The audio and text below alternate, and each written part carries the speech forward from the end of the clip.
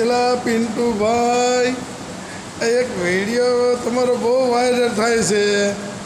એમાં તમે માયાભાઈનો તો વિરોધ કરો જ છો. હાલો ને, એમ જ કંઈ વાંધો નથી. બગદાણા વિવાદ વખતના તમે ઉપાડો લીધો છે, પણ એમાં મને કાંઈ વાંધો નથી. પણ એમાં તમે રાજભા ગઢવીથી માંડીને બધા કલાકારો, ગીતાબેન રબારી સહિત બધા રબારીના પેલા કલાકારોના વિરોધ કરી નાખ્યા છે.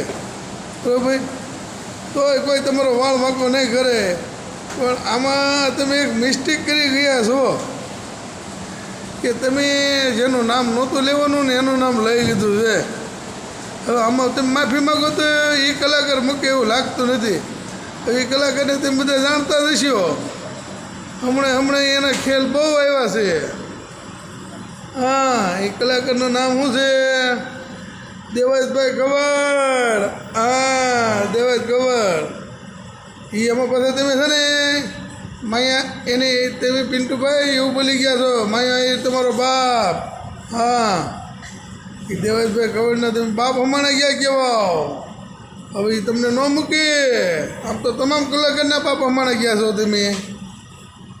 હવે આપણે બધું જોવાનું છે. હો ભાઈ, આ દેવાજભાઈ ખબર શું કરે છે એ. હવે હા, એ પાછો રાણાની રીતે જ હોય છે. એ આપણે બધાને ખબર જ છે.